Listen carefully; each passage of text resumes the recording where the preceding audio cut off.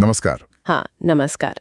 ये एक ऐसी कहानी है जो हमें जानवरों के बारे में, खासकर नागों के बारे में हमारी जो समझ है उस पर सवाल उठाने पर मजबूर करती है। बिल्कुल।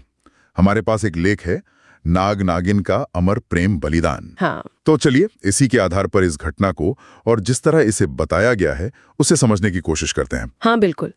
तो कहानी शुरू होती है धूरकुड़ा कॉलोनी के पास पहाड़गढ़ इलाके में। जी। वहाँ गुरुवार को हुआ ये कि एक नाग सड़क पार कर रहा था और एक गाड़ी के नीचे आ गया। हाँ, मतलब एक दुखद दुर्घटना। हाँ, दुखद। शुरुआत में तो लोगों ने सोचा होगा कि बस एक हादसा है। बिल्कुल। और जैसा होता है, लोगों ने उस मृत नाग को उठाया और सड़क किनारे रख दिया। लेकिन इसके बाद जो हुआ वो थोड़ा अलग था। क्या हुआ फिर? थोड़ी ही देर बाद वहां एक नागिन आ गई। अच्छा, उसी जगह पर? हाँ, उसी जगह। हाँ, और वो सिर्फ आई नहीं बल्कि वो उस मरे हुए नाग के शव के पास बैठ गई। ये अपने आप में थोड़ी अजीब बात है। हाँ, लेकिन आगे सुनिए। प्रत्यक्षदर्शियों के हवाले से लेख में लिखा है कि वो नागिन करीब 24 घंटे, मतलब पूरा एक दिन वहीं बैठी रही। 24 घंटे बिना हिले डुले? बिल्कुल, बिना हिले डुले, एकदम गमगीन सी मुद्रा में।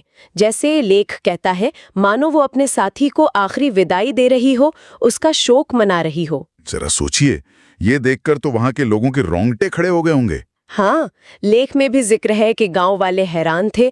उन्होंने बताया कि वो नागिन बिल्कुल शांत थी, लेकिन बहुत दुखी लग रही थी। ये तो मतलब विश्वास करना मुश्किल है। फिर क्या हुआ? वो 24 घंटे बाद चली गई? नहीं, यहीं पर कहानी का सबसे भावुक या कहें कि अविश्वसनीय मोड़ आता है। क्या? बताया गया है कि ठीक उसी स्थान पर उस नागिन ने भी अपने प्राण त्याग दिए। क्या कह रही है? उसी जगह पर? हाँ, उसी जगह पर। ये बिल्कुल वैसी कहानी लगती है जैसे हम इंसानों में सुनते हैं ना, प्रेम और समर्पण की, साथ जीने मरने की। और इस पूरे दृश्य ने जाहिर है कॉलोनी के निवासियों को एकदम स्तब्ध और उदास कर दिया। स्वाभाविक है, ये सिर्फ एक घटना नहीं रही होगी उनके लिए। बिल्कुल। और फिर इसमें एक और पहलू जुड़ता है, वो है आस्था का। हाँ, आपने शुरू में सनातन धर्म का जिक्र किया था। नागों को पूजनीय माना जाता है। सही कहा।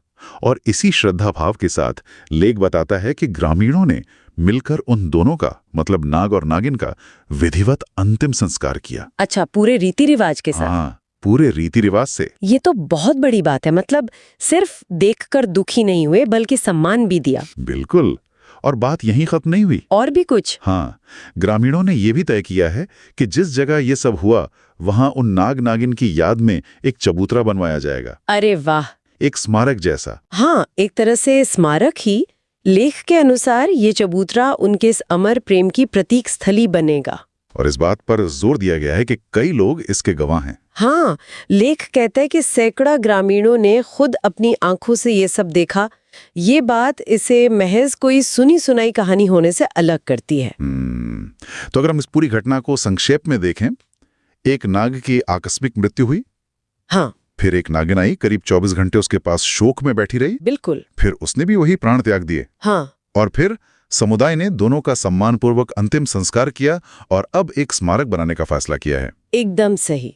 ये सारे बिंदु मिलकर एक बहुत ही असाधारण और सोचने पर मजबूर करने वाली कहानी बनाते हैं। वाकई, ये घटना, या कम से कम जिस तरह से इसे सैकड़ों गवाहों के साथ प्रस्तुत किया गया है, ये इस विचार को बल देती है कि शायद नाग नागिन के बीच का भावनात्मक बंधन सिर्फ कहानियों की बात न हो। हाँ, या फिर ये हमें ये सोचने पर मजबूर करती है कि हम जानवरों के व्यवहार को कैसे देखते हैं, कैसे समझते हैं। क्या हम उन पर अपनी भावनाएं आरोपित कर रहे हैं या उनमें वाकई ऐसी गहरी भावनाएं होती हैं? ये लेख तो स्पष्ट रूप से इसे प्रेम और बलिदान के रूप में ही दिखा रहा है। निश्चित रूप से हमें जानवरों के भावनात्मक जीवन की गहराई पर या हमारी अपनी समझ की सीमाओं पर दोबारा सोचने का एक मौका तो देता ही है। और ये भी दिलचस्प है कि कैसे एक समुदाय ऐसी घटना को न सिर्फ देखता है बल्कि उसे अपनी आस्था और संस्कृति से जोड़कर एक स्थायी मायने भी देता है। वो चबूतरा सिर्फ वो नाग नागिन की याद नहीं दिलाएगा बल्कि उस समुदाय की व्याख्या और उनकी श्रद्धा का भी प्रतीक बन जाएगा।